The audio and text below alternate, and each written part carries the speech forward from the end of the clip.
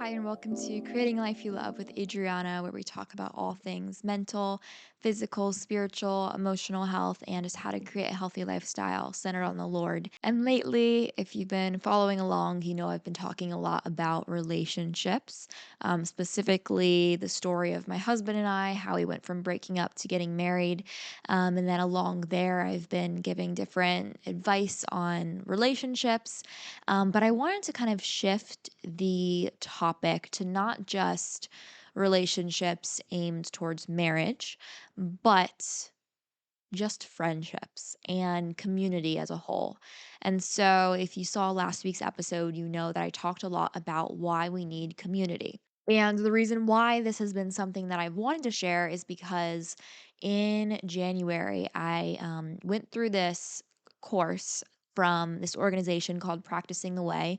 And essentially, what they're doing is helping you to become more like Jesus, helping you to grow your relationship with Him and to learn just about Him, about His life, and how to center your whole life around Him. And one of the key aspects, or one of the keys in doing this, is to have a community to help keep you accountable, to grow with you, to live life with you.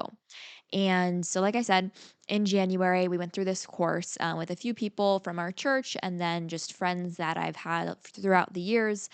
Christopher and I kind of started this little community that meets every Thursday and does this course. And it got me thinking that, I wanted to share anything that I come across in my daily life that's helpful. I want to share with you guys. And this 4-week course was one of those things that I was like, you know what? I'm going to bring this to the podcast. If you guys want to follow along by also signing up for this course, which is free, which if listen to my last episode, which if you didn't, should go listen to that. But you can go and sign up for this course. It's 4-week course. You can go through it with friends or, alone at first. If you don't really have a community, you can learn how to build a community with the community practice. So if you want to go deeper and, not just listen to my podcast episodes where I'm talking about this, but also have a framework and like tools that you can follow yourself, go to the website that I'll put in my description down below and sign up for free. Take the course. It's a 4-week course and go through the workbook. You can download it online and then print it out. And you can either do it with friends or, maybe alone at first until you find some friends if that's your case. But yeah, just wanted to give that little summary in case you didn't listen to the last podcast episode where I talked about why I'm going to start going over community. And today I'm going to be more focused on not just why we need community, but why we need a community that shares their sorrows together, their painful parts of life, and also their joy. Um, I can look back to when I first started getting closer to God, my Christian walk, if you will. I thought that Christians were just generally happy people. They didn't really have a whole lot of problems and they didn't really talk about their problems. And so because of this, I didn't share the things that I was like deeply struggling with. Because I thought no one could understand. Maybe I was the only person going through this. Again, no one really talked about a group. I felt alone because I had these secret sins, if you will, or things that were toxic habits that I just kept doing and I couldn't stop this cycle. And I think back to that time and I wish I would have had the knowledge of why you need people to help keep you accountable and why our modern kind of era of technology doesn't necessarily support this. What I mean by this is instead of sharing our joys and our sorrows with the people who are the closest to us or people who we can develop close relationships with, we instead maybe go to TikTok and share a story about how, someone did us wrong and we're just kind of trauma dumping to strangers. There's nothing resolved from this, and there's no, accountability. There's no follow up, and we're just left with the same emotions, maybe even some more hate, because obviously you can get a lot of hate if something goes viral. This is what I would describe as the modern way of showing our sorrows and joys. But if we look back to biblical times, we see that that's not how it was supposed to be done, right? And there's a lot of good that has come from social media and technology in general. But when we look back to Jesus, Jesus is full of joy throughout scripture. He has meals with his community. He sings and praises. The Lord's Supper, that's something that, if you go to a church, it could be called Eucharist or the Lord's Supper or communion. And that in biblical times was designed to be taken with community, not just alone in your chair, in a church service, right? And so that's what Jesus did. He would have people around a table share their joy together and just celebrate. They would have these feasts and just celebrate what the Lord did in their lives. And then on the other side of this, if we look at Jesus right before he was going to be crucified on the cross, he was in the Garden of Gethsemane. Gethsemane. I can't really pronounce it very well, but when he was in the Garden of Gethsemane, he had his closest friends at his darkest moments. Now, he didn't have the full 12, he just had a few of his very close friends, and he asked them to sit and watch and pray with him. And this is also something that, I'll get into later, but sometimes comforting a friend doesn't have to look like saying anything. It can literally just look like sitting with them in their pain. And so, anyway, my whole thing in saying this is in biblical times, we see that there was celebration shared with each other, but there was also sorrow shared with each other. And Jesus definitely resembled this through his lifetime. When I think back to when I was going through my breakup with Christopher, um, my 2 closest friends were walking with me throughout that whole time. Like, sometimes we would just sit in silence, we wouldn't say anything. I would just be sad, and, they would just kind of allow, like, space for that. And I feel like this is something today where we feel like we always need to have some sort of advice or something to say to people, when sometimes the best thing you can do is just stay silent. If we look at the story of Job in the Bible, when he lost his farm and like lost all this money, and he became ill, and his children died, and all these horrible things were happening to him, his friends just came over and sat in silence and mourned with him. And that's exactly what I feel like my two friends did when we were going through a breakup. And so, what I would ask you, and what I'm going to ask myself as well, is what do you do with like your sadness or disappointment or any feelings that may be negative? Like, what do you do with that? Are you shoving it down, just pushing it down because you feel like you're not supposed to have those thoughts? Or are you bringing them to a friend? And if you are bringing them to someone, do you feel what are your feelings towards that? Because I know that I have brought my feelings to people before, and like things that I've been struggling with, and I have had this idea that like I've been a burden. So whenever I'm telling things to them, I may not tell the full story. I may not elaborate on all the details because I feel like such a burden, and I'm like, oh, they wouldn't want to hear this. They have so much going on already. Um, I just don't want to tell them the full details. And this is doing a disservice to yourself and to them, because if they're, true friends and they want to help, they want to hear everything you're going through. And this is why it's also important to not just have one single person, but like two or three. Something that I'm trying to do with my friends is create like a consistent weekly effort of meeting together, not just in like a Bible study group of 10 or 15 people, but meeting together with, three or four people and talking about things we've struggled with during the week, things we need prayer for, maybe talking about good things that have happened, and, thanking the Lord for that and showing our thanks for that, our gratitude. That's been something I've wanted to do because I can think of a time in the past where I wanted so badly to share things that I was struggling with and like share my, maybe sins or things that I was just battling with, whether it was toxic habits or whatever. And even though I wanted to so badly, I didn't know the right time and place. Um, One time I had a very heavy burden kind of like on my shoulders, and I just wanted to release it to someone. And so I was going to a coffee shop with my friend that day, and I'm like, okay, perfect. Like I can tell her then. This is great. And so we get to the coffee shop, and I just remember like thinking in my mind the whole time, should I tell her now? Should I tell her now? Should I tell her now? And every time I just was too scared. Like I just did not know how the heck I was going to bring this super deep topic up. So our little coffee study hangout went by, and we just talked about the week and talked about what we were going to do that day and nothing really else. And so I went home that day and I was just very discouraged because I wanted so badly to talk to her, but I was embarrassed to bring it up. I didn't know how. I didn't know if she wanted to even listen.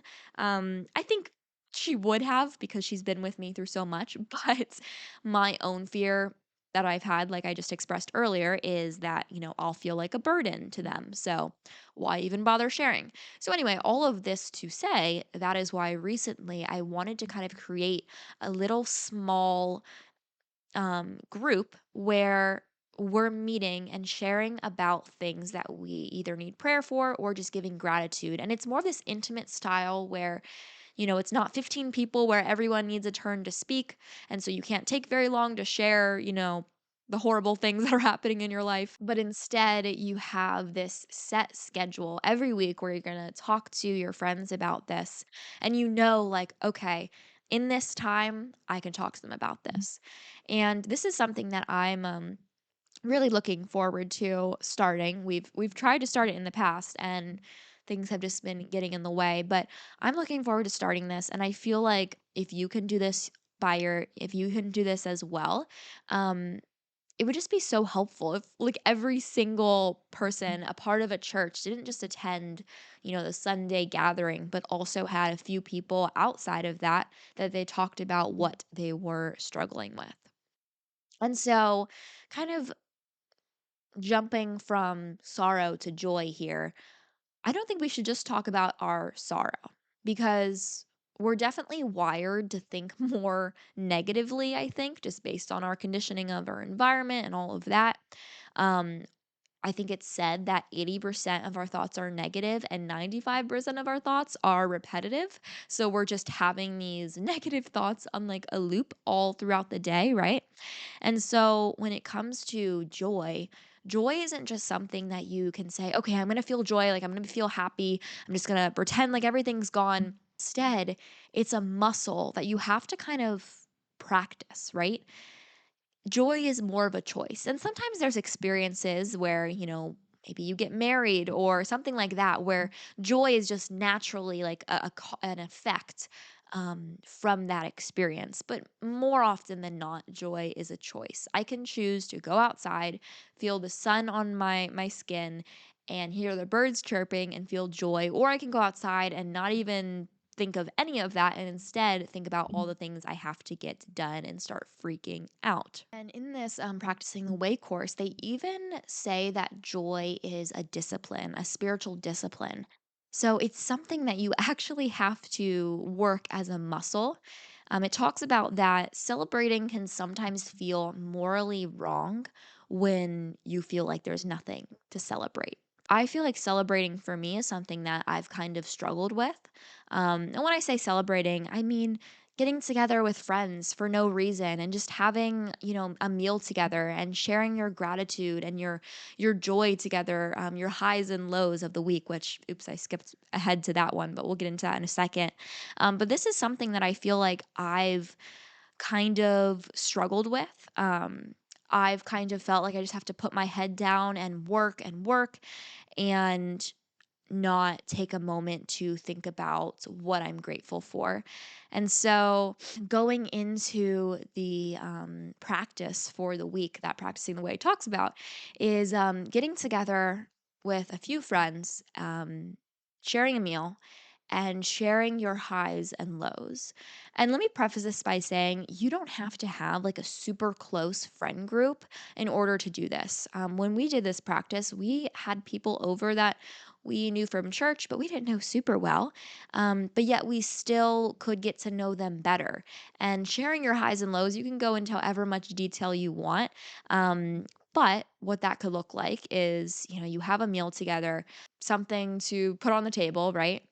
And every person goes and shares something that wasn't so great that happened during the week and something that was very joyful or even just a small moment of gratitude they had during the week. And what this does is it really opens up the conversation, and I've found that more often than not it leads to a deeper, more connecting conversation. So instead of just talking about what's going on in the world or what you're doing at work that week, you're talking about your feelings. And so maybe you are talking about what's going on in the world. Say you're, worried about that. You're not just talking about the news, but you're talking about how you're feeling about the news. And what this does is it really just makes you feel connected with other people because maybe someone else is feeling that same way. And if you never brought it up, no one would ever know and you would still feel alone in that. And you don't have to overshare or, force vulnerability. Just start with like one intentional moment. And maybe you don't have a lot of people you can do this with. And that's okay. Maybe just ask one person to go to coffee and start by asking them what was something great that happened to you this week, and after that, like, what was something not so great that happened to you this week, however you want to word it. But I feel like this is such a great conversation starter, even if you want to do it with one friend. It's also great with a few people. But either way, I just feel like we have to have some type of conversation starter in order to go past these surface level conversations. And it might sound a little bit cringy at first to have like these questions because I remember when I was younger and my mom would ask me these questions at the dinner table like what was your high and low of the week? And I would be like kind of frustrated cuz I didn't really want to talk and I just wanted to eat my food, right? And looking back, that was a very fond moment, and that was very sweet of her to do because she was trying to be interested in my life and wanted to me to open up, and feel like I could open up. But it can feel maybe a little bit awkward or cringy. But in all honesty, it has really, really helped. And if you're feeling like maybe you're having trouble, being vulnerable, why is that? Is it because you had a bad experience in the past? Because you fear judgment? I know that some people have shared, when we're doing this community practice, some people have shared that they have had a fear of being vulnerable because they don't have a fear of being vulnerable in front of God and sharing things to Him, but they fear being vulnerable to other people because other people can judge because we are flawed human beings. And I think that's totally valid. That can definitely happen, whether someone's judging you out loud or in their head. I mean, I've certainly had judgmental thoughts before, but I think what I've done now is like I catch those judgmental thoughts and I'm like, nope, like I'm not going to do that. I'm going to show this person grace.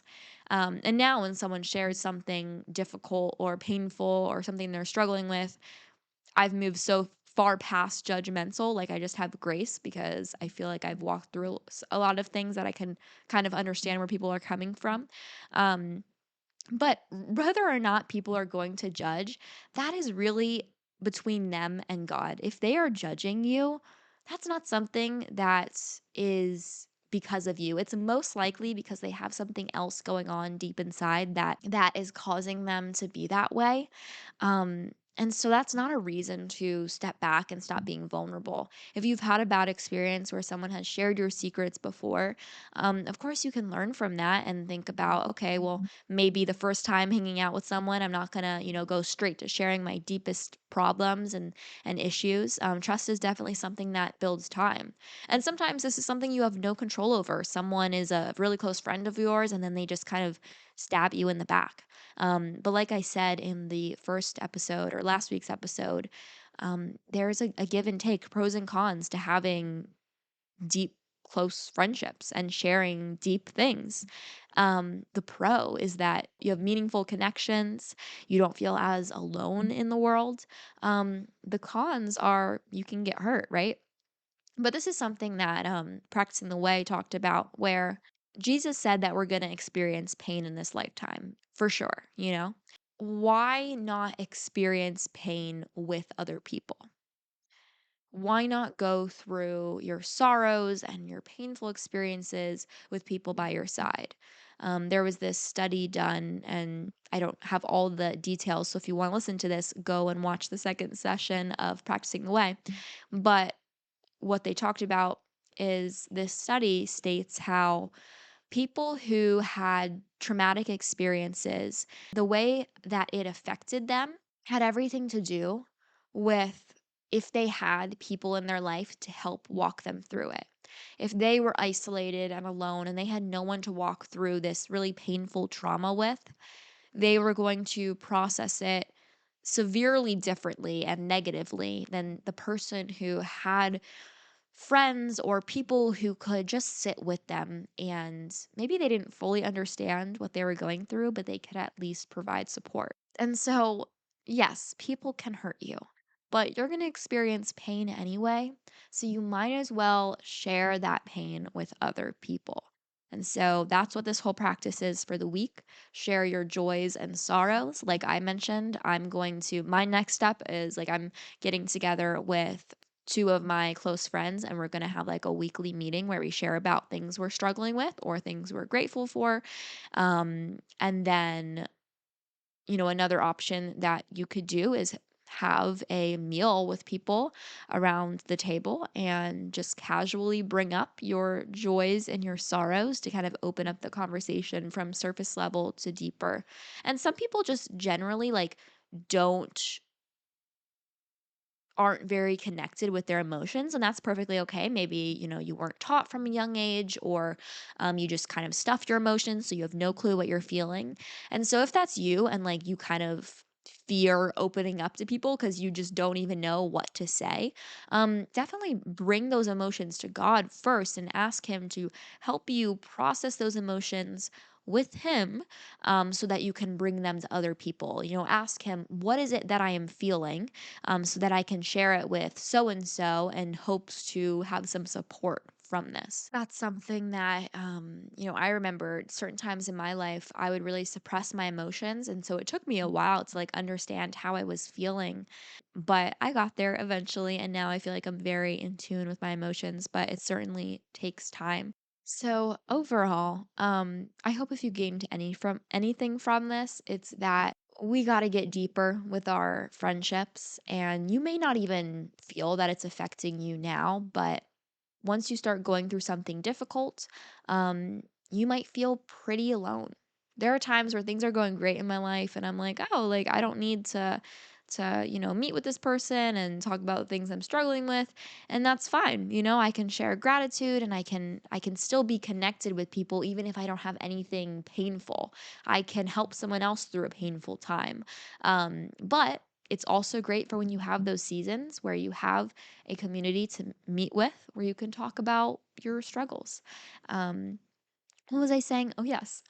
But I hope this week you can find one person, a few people to share your joys and your sorrows with, and just kind of make a practice of going deeper, because as Christians, we are not these people who need to be happy 24/7. That's not what God expects of us. He expects that we're going to have big emotions and we're going to have these feelings.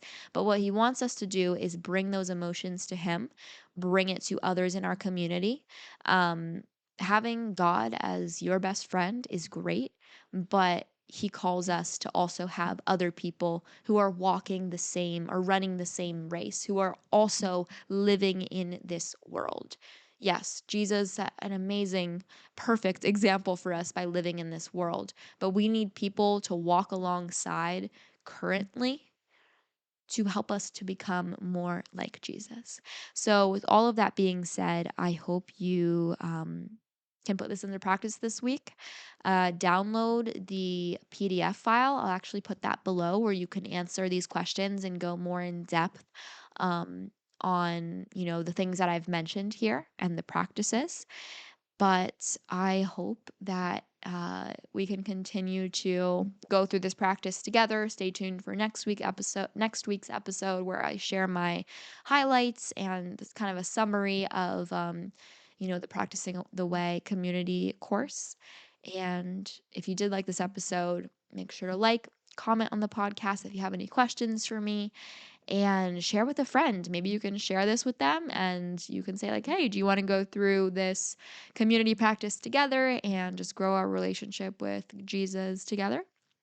And see what they say, you know? Or maybe just send this to them and see what they say back. But with all that being said, I hope you have a wonderful week and I will talk to you next time.